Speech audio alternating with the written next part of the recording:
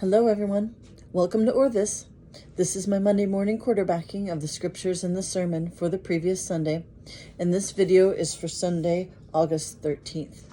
The scriptures that we had for the day were from the semi-continuous Old Testament series. We had Genesis 37, verses 1 through 4 and 12 through 28. The psalm is also the part of the semi-continuous series because the psalm is always paired with the Old Testament. So the psalm that went with that particular Old Testament series for the day was Psalm 105, verses 1 through 6, 16 through 22, and 45b. And I encourage you to read the reading from Genesis and then look at the psalm, and you'll find out why these two readings were paired with one another, or this song was paired with the Old Testament reading.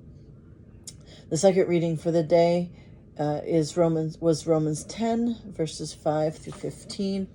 And the gospel for the day was Matthew chapter 14, verses 22 through 33. I did preach on the reading from Genesis, so I'm going to talk a little bit about the reading from Matthew, and it is the story of Jesus' disciples being out on the Sea of Galilee in a boat during a major storm, and Jesus coming out to them and walking on water, and Peter, for whatever reason, saying, "If it's you, tell me to come out and join you." And Jesus is like, "Come on." So that's the story for the day. And I have to say, we had some pretty major storms here on Saturday that made me kind of rethink my sermon for Sunday, but I didn't change it. We had that tornado warning here in Mahoning County that was the system was moving towards Canfield and then seemed to veer south of Canfield and down towards the Western Reserve Road as it passed through the Boardman area. But anyway, I'll talk about it here since I didn't preach on it. And so basically this Peter, because Jesus says come, Peter gets out of the boat and he starts walking on water towards Jesus. So Peter's walking on water. And then he starts to look around and notice the waves and the wind, and he gets scared and he starts to sink, and he yells out to Jesus, "Lord, save me." Jesus goes over and catches him and pulls him up and says, "You of little faith, why did you doubt?" Now, when we think about the situation in particular, I'm sure we, in a sense, can resonate, can kind of sympathize with Peter being in the midst of a storm, trying to walk on a big body of water while there's waves gathering and wind blowing. But what I try to think, and then Jesus saying, "You have little faith," but there's a couple things that are going on in the midst of that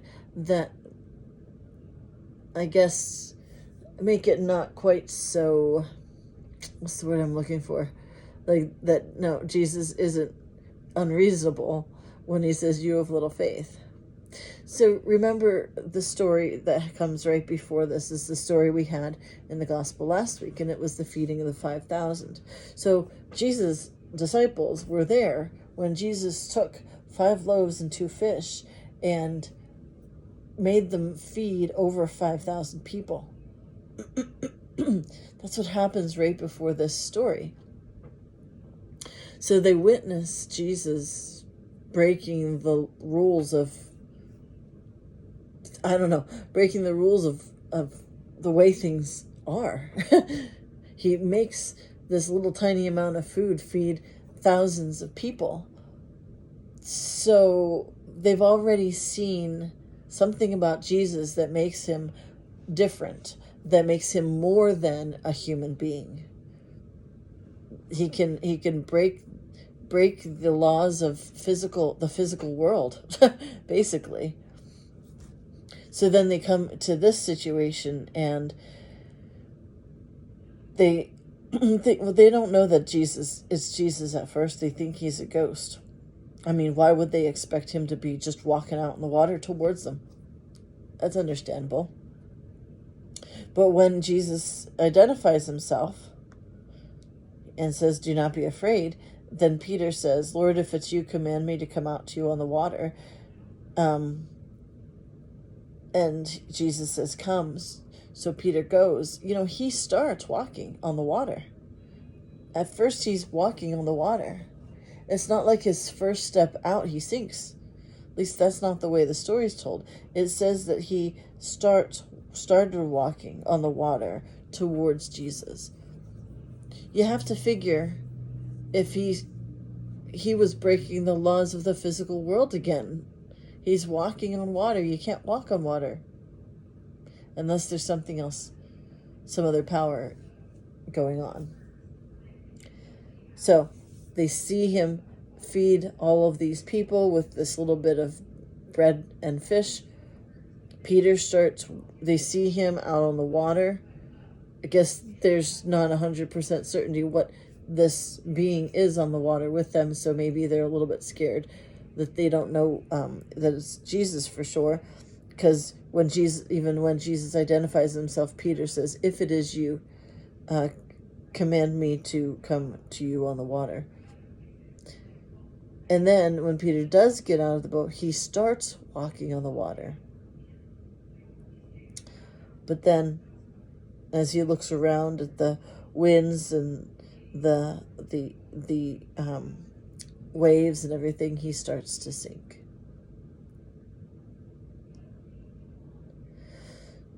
So I guess the learning of that, the question about that is, what do we know about Jesus? Do we know that Jesus is God? What is Jesus? Do we understand truly what Jesus is able to do? Jesus is not bound by the rules, the laws of the physical world, obviously. He could walk on water. He eventually makes the wind cease. The only person who can do that, who has control over the natural forces, is God. So that is why it is significant by the end of this that the disciples say, "Truly you are the Son of God," is because they finally at this point recognize that Jesus is God's presence with them. But I think that's something too that we as Lutherans maybe don't emphasize very much, is the power of Christ. We talk about Jesus in the stories, but the risen one is Christ, because he reigns over all. And we sometimes forget that our faith isn't just about us believing enough or knowing the right things, but it's about believing in a power that is still in effect in the world around us, so that when things in life are falling apart, or when we feel like there's some storm and upheaval in our world or in our lives, that there still is also a power that is beyond that physical world that is at work. Whether it's to comfort us, whether it's to give us the strength to get through whatever is most difficult that we're facing, whether it's even inspiring us to do something ministry-wise, to do something to help somebody in need, or to start something that is needed in a community. Because all of those are situations where we struggle to find within ourselves what we feel is needed to face those particular situations. But when we face situations that we don't feel like we are equipped to deal with ourselves.